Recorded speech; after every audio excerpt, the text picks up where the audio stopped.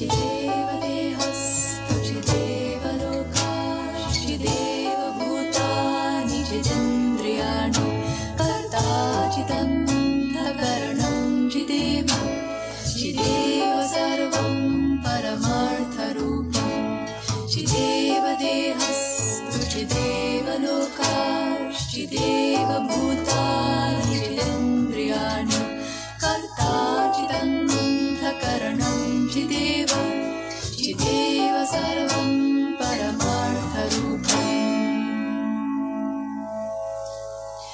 As a human I live in a body made of flesh, bones and blood of the earth.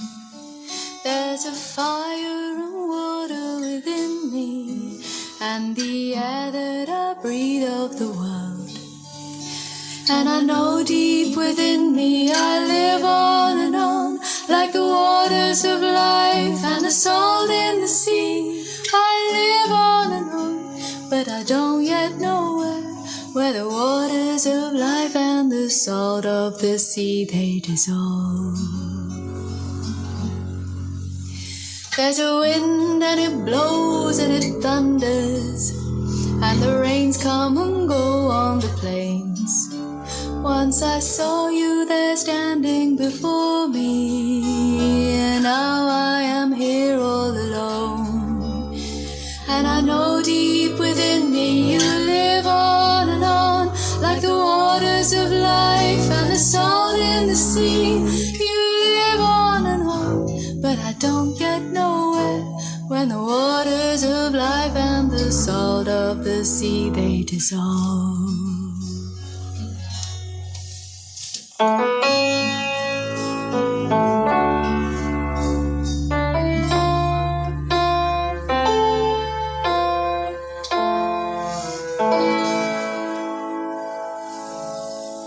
When I die while you're alive, where am I? When I die while you're alive, where am I? Chideva dehastu chideva lokash chideva bhutani chidendriyanu karta chidanta karanam chideva chideva sarvam paramartha rupam.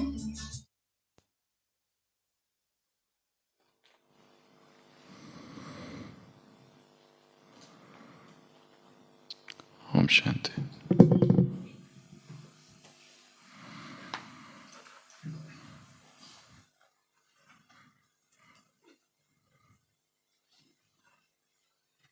Once a priest was sitting in a restaurant,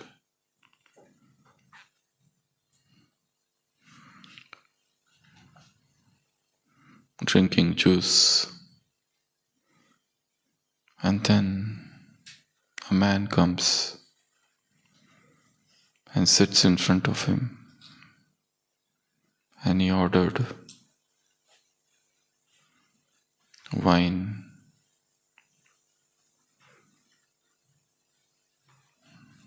and variety of dishes, including those which are forbidden, especially on that day of fasting and abstinence. The priest said to the young man, I think probably you have forgotten that today is the day of fast and abstinence. The young man said, No, I clearly remember that today is the day of fasting and abstinence. The priest said, Okay, then I think your doctor must have told you not to fast today. And you might be sick, that's why. The young man said, No, I'm perfectly healthy, and doctor has not advised me anything like that. The priest looked up, closed his eyes, and said something.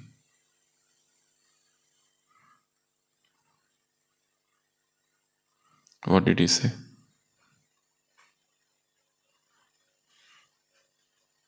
What did he say?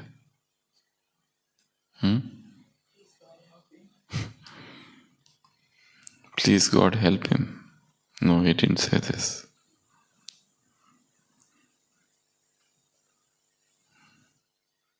He said, Thank God. I really admire the new generation. They tell the truth rather than lying. Is it not a great virtue? They don't lie.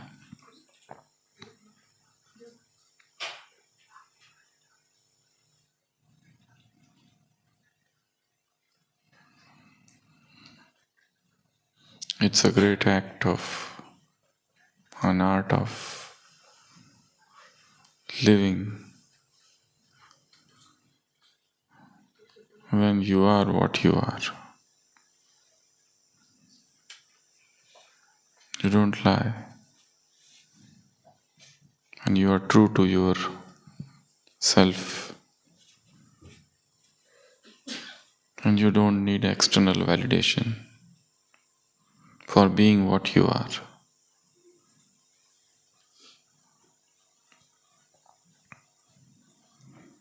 The whole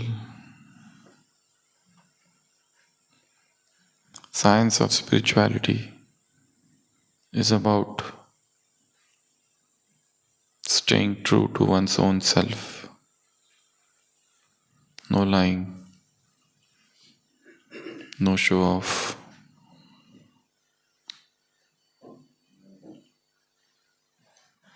no deception,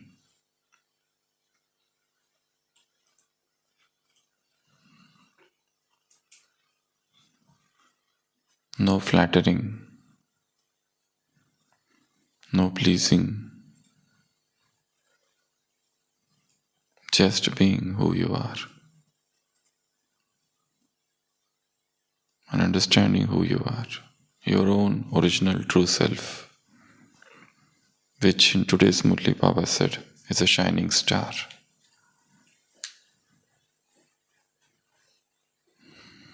You're not bothered about other things. You know you are a star and you know your light is shining. And you know it is shining so brilliantly. Others may have to use sunglasses because the shine is brilliant.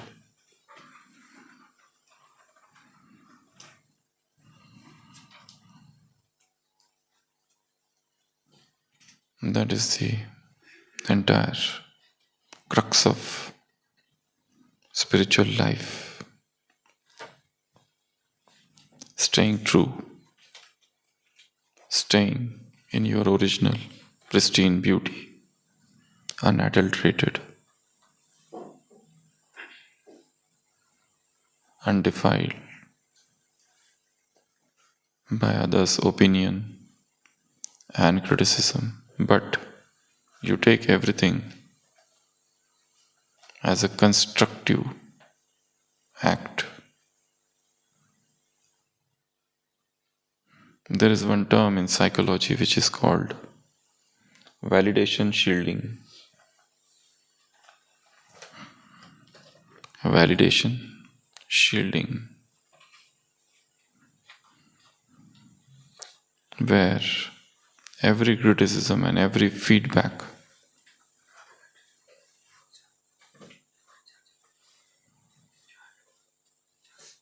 is taught to take in a creative and constructive manner, rather than shielding and being into the defensive, self-righteous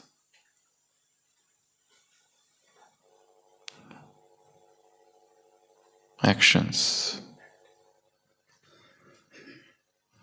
So you are what you are, a star, and yet a flexible star, unbothered, undisturbed, and yet ready to improve, and yet ready to shine more brilliantly. The light is coming from everywhere.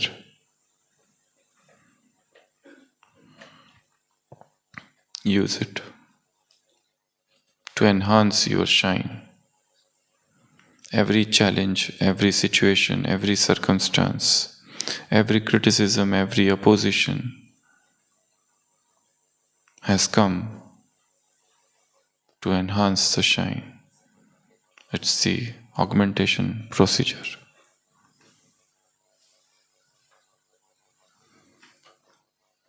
So in today's Murli, Baba talked about the condition of this world and the worldly souls. Gradually they will realize that there is one place from where they will get support. And which is that place? In the entire earth, on the entire earth? India. India is the hub of spiritual life, of spirituality, of attainments, of enlightenment.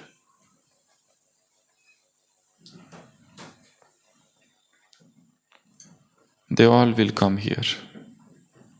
The Western life, the West, and its stark materialism, they'll come to a conclusion that this materialism is not going to give me real happiness. They'll get fed up with all that overindulgence, Epicurean lifestyle, Epicurean philosophy, eat, drink, and be merry.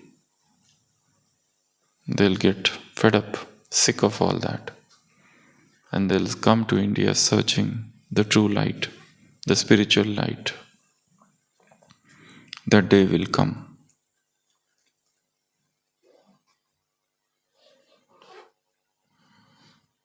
Overindulgence in sensual gratification leads to a stage of stagnation and frustration.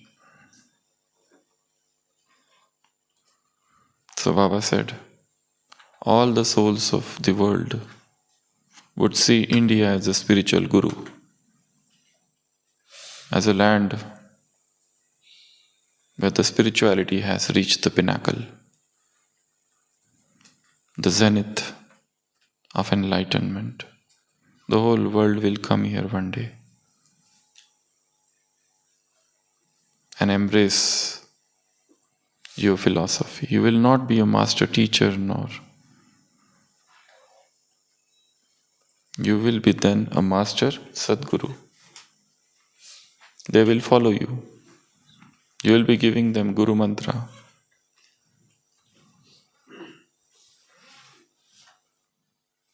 You will become their teacher, the real teacher. But all this will happen only and only if you are situated in your form as a star, as a shining star, and you start seeing others as a shining star. So this entire Murli focuses on one important point, and that is spiritual vision. So how to create that spiritual vision?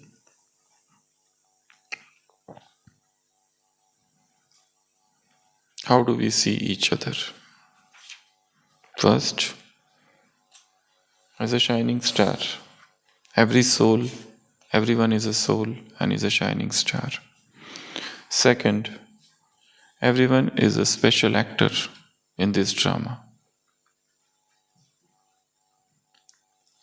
The drama is unique, and every actor is unique, with fixed, unique part.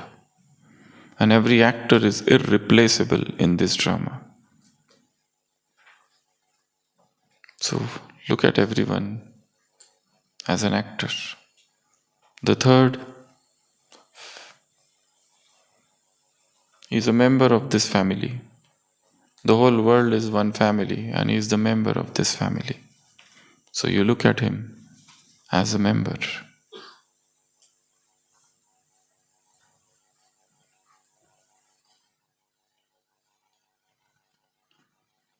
This is a variety family and variety with variety souls, with variety sanskars. No two souls are having similar sanskars. No two souls are having similar nature, similar specialities, similar diseases, similar future. Every disease is unique. Every sickness, every malady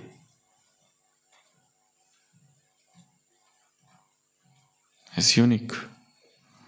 So each one is a member of this family. Next, Shiva Baba's special child. Every soul is God's special child. Whether he knows it or doesn't know it, it doesn't matter. Everyone is a special child.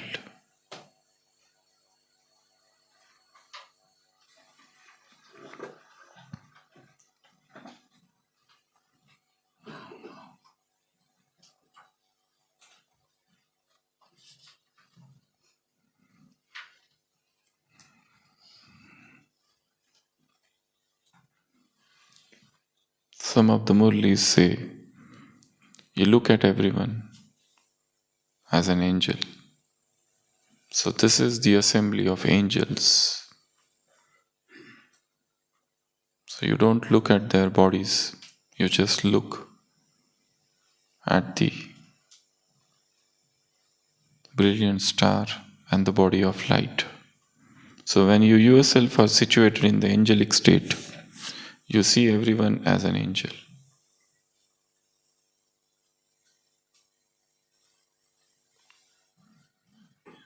So your spiritual vision gets strengthened. The next, fellow brother. Every soul is your brother. So I look at everyone as a fellow brother, the universal brotherhood.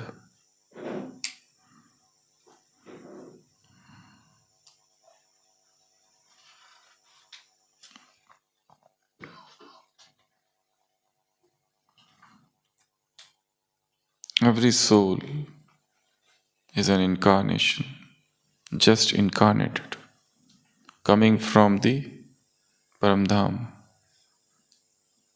So I look at him as a freshly incarnated soul, so pure, retaining all the qualities, the divine virtues.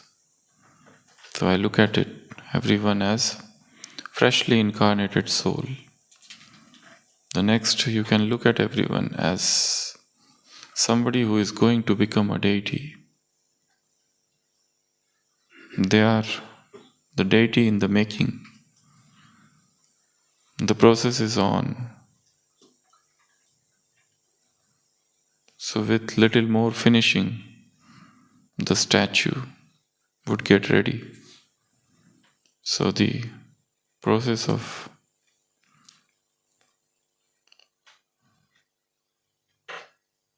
last strokes is going on. So create the spiritual vision. When you look at others as a shining star, the world in turn will look at you as the brilliantly refulgent shining star. As I said, Baba said, the world is suffering. There is not a single moment of happiness. All the time, everyone is so restless. So creating spiritual vision. And what are the benefits of this spiritual vision? Intellect will become light. Your vision will naturally go on the soul. The body consciousness in the relationship will go away, and the smell of this, the bad odor, the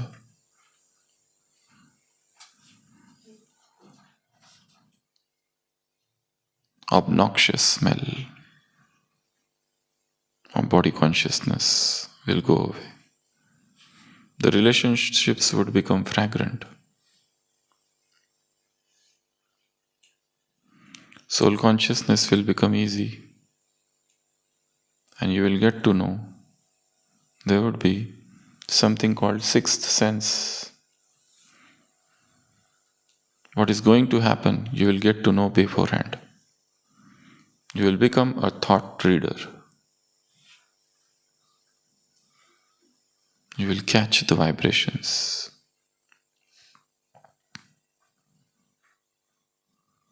You will catch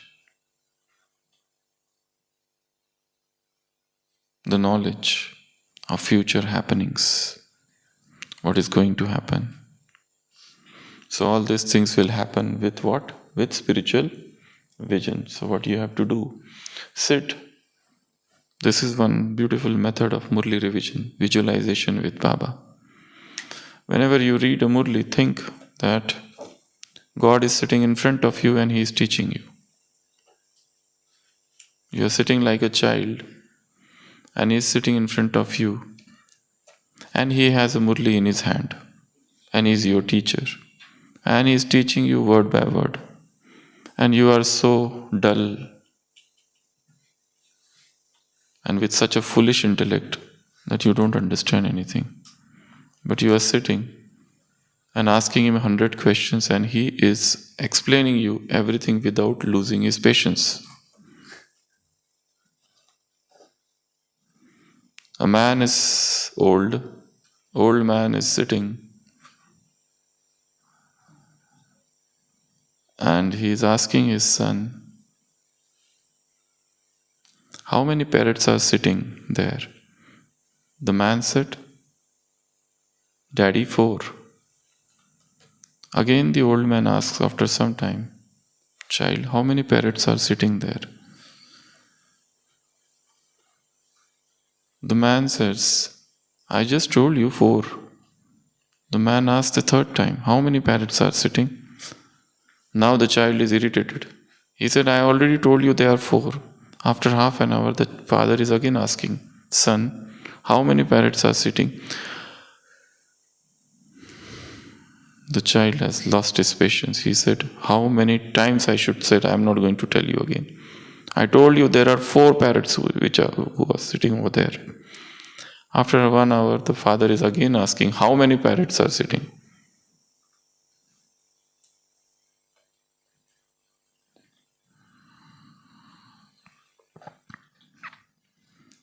The child is extremely angry. The son is angry beyond all measure.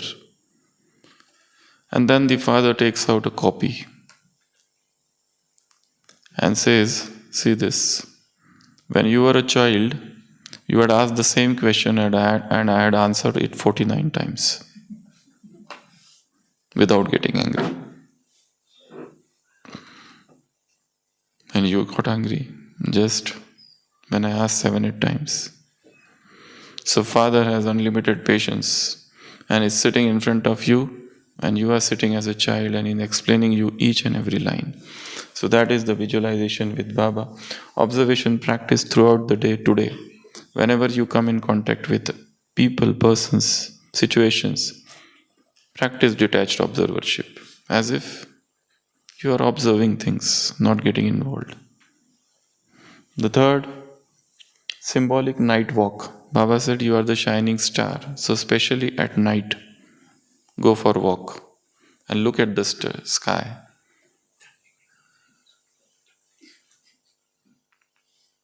Or go on the terrace and watch the stars and think that I am that star, the shining star, the twinkling star. Twinkle, twinkle, little light, like a diamond in the sky. How I wonder what you are. Up above the world so high, like a diamond in the sky.